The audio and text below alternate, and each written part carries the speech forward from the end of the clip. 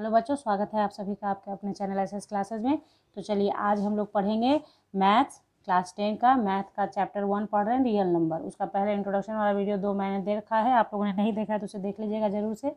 उसका लिंक आपको description box में मिल जाएगा। आज से हम लोग अपने चैप्टर पे जो हम लोगों को पढ़ना है क्लास 10 में उसका स्टार्ट कर देते हैं, ठीक है। तो पहला क्या है, यूक्लिड्स डिवीज़न लेमा, यहीं से स्टार्ट होता है आपका 10th का चैप्टर। ओके, तो देखिए यूक्लिड्स डिवीज़न लेमा क्या है आप जानते हैं इसके बारे में। सिर्फ यहाँ पे क्या हो गया है, नाम कर दिया गया है इसका, कि ये नाम इसका दे दिया गया। तो डिवीज़न लेमा क्या है आप देखिए। सबसे पहली बात, अगर आप किसी नंबर को डिवाइड करते हैं, ठीक है, तो क्या, जैसे मान लीजिए कि आप 2 से 5 को डिवाइड करते हैं, ठीक है, तो आप कैसे कैसे करते हैं, 2 जा 4, रिमाइंडर 1। तो इसको क्या कहा जाता है, इसको हम लोग क्या बोलते हैं, डिवीज़र, डिवीज़र, ठीक है। और ये क्या होता है, डिवाइडेंड, और ये क्वोशेंट, और ये आपका रिमाइंडर, ठीक है। तो आप लोगों को याद होगा, इसके लिए एक जो फॉर्मूला आता है उसको कैसे हम लोग लिखते थे, dividend equals to divisor into quotient plus remainder. याद होगा आपको, आपने ऐसा पढ़ रखा है पहले, छोटे क्लासेस में ये सब बता दिया जाता है, ठीक है। यही है लेमा, यूक्लिड्स डिवीज़न लेमा यही है कि मान लीजिए let A and B 2 positive integer है, ठीक है। तो आपका क्या, अगर if A greater than B, ठीक है, ए ग्रेटर देन बी, तो ओबियस है जो ग्रेटर है उसमें स्मॉलर से डिवाइड करते हैं। तो हम लोग क्या करेंगे, आप देखें यहाँ पे बी से डिवाइड करेंगे आप किसको, ए को, ठीक है। तो अब हम लोग जब डिवाइड करते हैं बी से ए को, तो सपोज कीजिए यहाँ क्वेश्चन क्या आया, क्यू आया, और यहाँ कुछ भी हमने ऐसा लिखा, और उसको लिखने के बाद मान लीजिए कुछ भी समथिंग जो भी है लिखने के बाद इससे जो भी आपका आता है रिमाइंडर आर आ गया। सपोज कि कुछ भी आप यहाँ पे ABCD जो भी 1 2 3 4 5 जो आता है वो आपको अभी मान लेना है। तो ये क्या हो गया, आर हो गया। तो इस केस में हम लोग कैसे लिखेंगे कि यहाँ पे ए इक्वल टू कैसे लिखेंगे, देखिए समझ आइए, आपको कुछ भी मेहनत नहीं होगा। लेमा लिखने के लिए आएगा तो आप सिर्फ इतना लिखेंगे, let A and B 2 positive integers, if A is greater than B, then ये सीख लिया आपने तो आपको लिखना आ जाएगा। देन क्या हो जाएगा, a equals to b multiplied by q plus r. यही है आपका क्या, यूक्लिड्स डिवीज़न लेमा। क्लियर, कोई दिक्कत नहीं। तो ये हो गया जो है रिमाइंडर। उसके लिए कंडीशन है कि आर जो होगा आपका वो क्या होगा, ग्रेटर देन इक्वल टू 0, यानी आर हो सकता है 0 के बराबर या उससे बड़ा, ठीक है, निगेटिव नहीं आता है। आर 0 के बराबर या उससे बड़ा, और लेस देन होगा किसके, ए के। ए से तो छोटा ही आएगा ना आर, जब माइनस करके आएगा तो आर छोटा आएगा।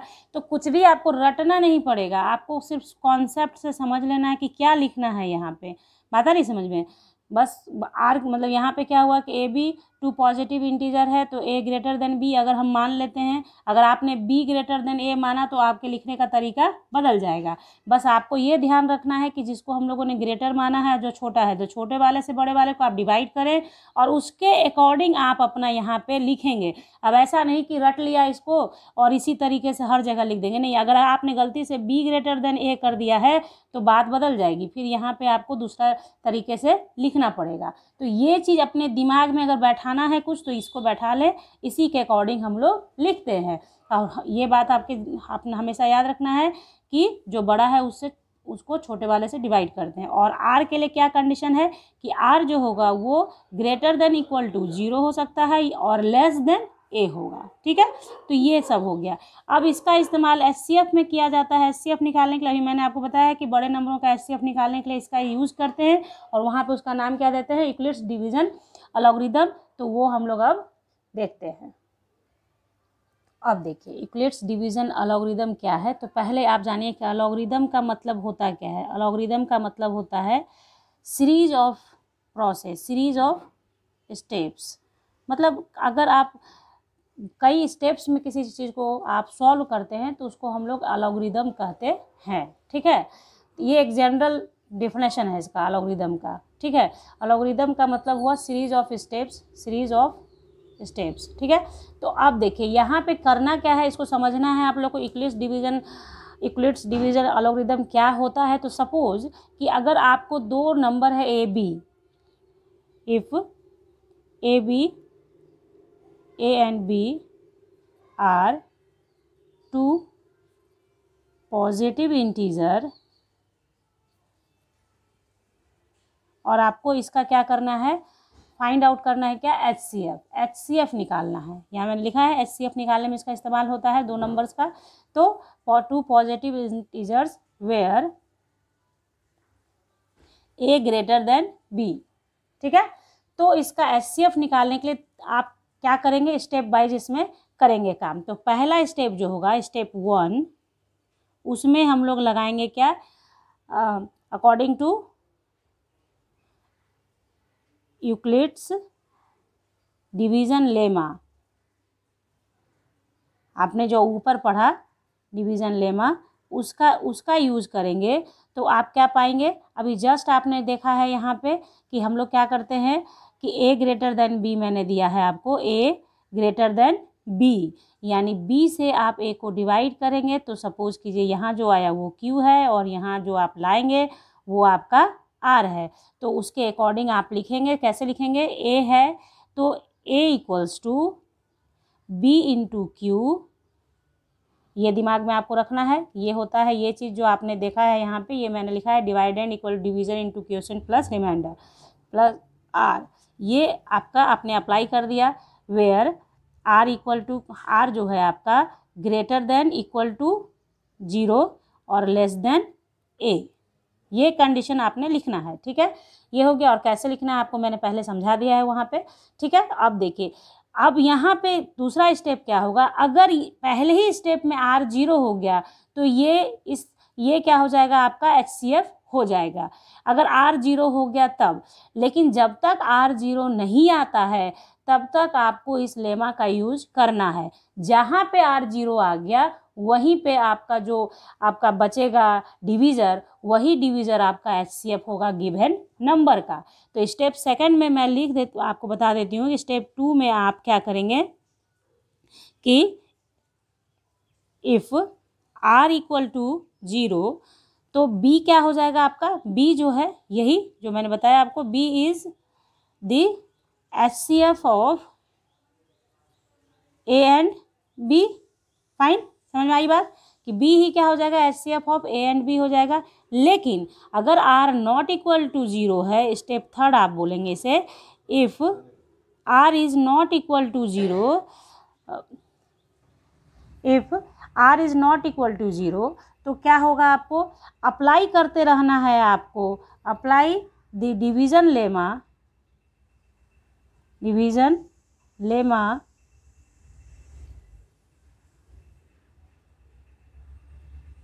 on A and R till the remainder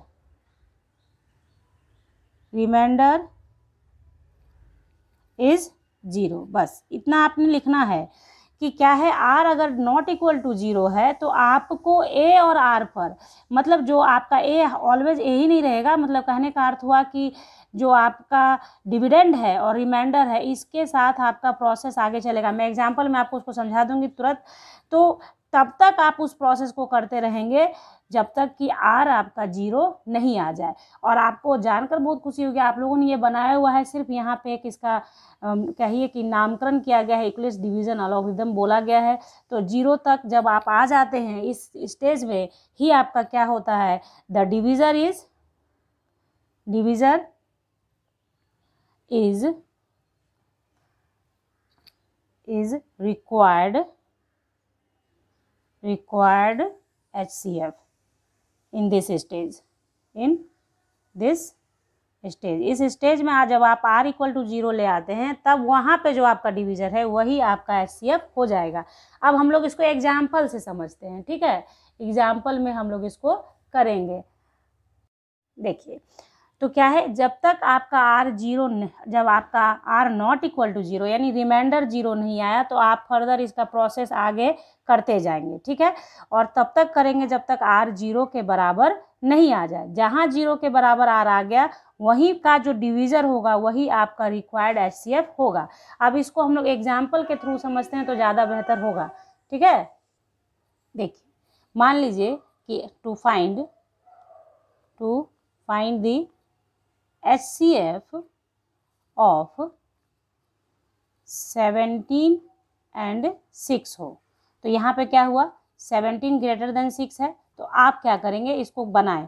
देखिए पहले क्या करेंगे, 6 से डिवाइड करेंगे 17 को, ठीक है। तो अब हम लोग देखेंगे 6 3 जा 18 होता है, 6 2 जा 12 लगाएंगे आप, तो 6 2 जा 12 हो गया। तो यहाँ से आपका रिमाइंडर कितना आ गया, 5, ठीक है। तो अब इस 5 से ही डिवाइड करेंगे किसको हम लोग, अब हमारा यहाँ पे आपका डिविडेंड कौन हो जाएगा, 6। बात आई समझ में, ये आपने बनाया हुआ है ना, आपको एकदम लगेगा कि फैमिलियर है, आपने इसको बनाया हुआ है। अब यहाँ पे हमारा डिविडेंड हो गया क्या, 6। अब 6 को डिवाइड करेंगे तो 5 1 जा 5 लगाएंगे, आपने आ गया कितना, रिमाइंडर 1। अब ये रिमाइंडर यहाँ पे डिवीज़र हो जाएगा और इस पहले वाला जो डिवीज़र था, स्टेप 2 का जो डिवीज़र था वो यहाँ पे डिविडेंड हो जाएगा। बस यही फ़र्क होता है, बस कुछ नहीं है, यही इसी स्टेप को हम लोग उस तरीके से लेमा के हिसाब से लिखते हैं। तो 1 से जब आप करेंगे तो 1 5 जा 5, ठीक है। तो मैंने क्या बताया कि जब रिमाइंडर 0 आ जाए, जिस स्टेप में रिमाइंडर 0 आ जाए उसका जो आपका डिवीज़र होगा वही आपका क्या हो जाएगा, HCF हो जाएगा। इसलिए यहाँ पे देखिए HCF of 17 and 6 equals to कितना, 1। ऐसे भी इन दोनों में कोई कॉमन नहीं होता है, कुछ भी कॉमन नहीं है, तो इसलिए 1 कॉमन होगा। समझ में आया, छोटा नंबर लेके मैंने आपको बताया कि ताकि आप ऐसे भी समझ सके कि इस दोनों में कॉमन ही 1 होगा, तो यही आपका आंसर हो गया। अब हम लोग कुछ और अनदर एग्जाम्पल के साथ देखते हैं। देखिए ये तो हम लोगों ने बना लिया, अब इसका क्या करना है कि इसको स्टेप बाय जो आप अभी पढ़ रहे हैं उसमें स्टेप बाइज कैसे लिखेंगे। तो पहला स्टेप का आप कैसे लिखेंगे, 6 इंटू आपका 17 इक्वल टू क्या हो जाएगा, 17 equals to 6 into 2 plus remainder कितना बचा था, 5, ये हो गया। अब अगला स्टेप क्या है आपका, स्टेप 2 क्या है आपका, चूंकि रिमाइंडर 0 नहीं आया है इसलिए स्टेप 2 आप करेंगे। तो आप देखिए यहाँ पे क्या हो जाएगा, ये आपका डिविडेंड कौन हो गया, 6, तो लिखेंगे 6 equals to 5 into 1 plus remainder कितना, 1, ठीक है। नेक्स्ट स्टेप भी होगा क्योंकि अभी भी 0 नहीं हुआ है, तो स्टेप 3 हमारा क्या हो जाएगा, स्टेप 3 का डिविडेंड कौन है, 5, ये ग्रेटर है, 5 इक्वल्स टू 1 इंटू 5, यहाँ ऐसे डिवाइड 1 इंटू 5 और रिमाइंडर यहाँ कितना बच गया, 0, ठीक है। तो इसी स्टेप का 1 जो आया आपका HCF आ गया, ठीक है। तो ये जो स्टेप वाइज लिखने का तरीका होता है इसी को बोलते हैं यूक्लिड डिवीजन एल्गोरिदम,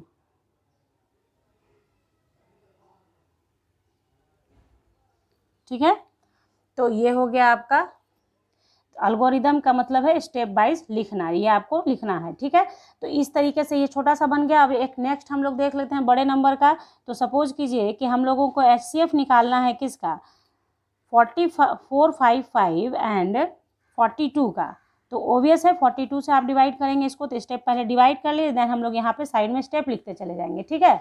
तो चलिए देखते हैं क्या करना है हम लोगों को। अभी ये 42 से डिवाइड करेंगे 455 को, हाँ तो किया, तो देखिए 1 यहाँ पे क्या करेंगे आप, वो 1 टाइम्स देंगे, है ना, तो क्या हो जाएगा आपका 42, यहाँ से आपका 5 में से 2 गया 3, ये कट गया, 35 आया, ठीक है ना।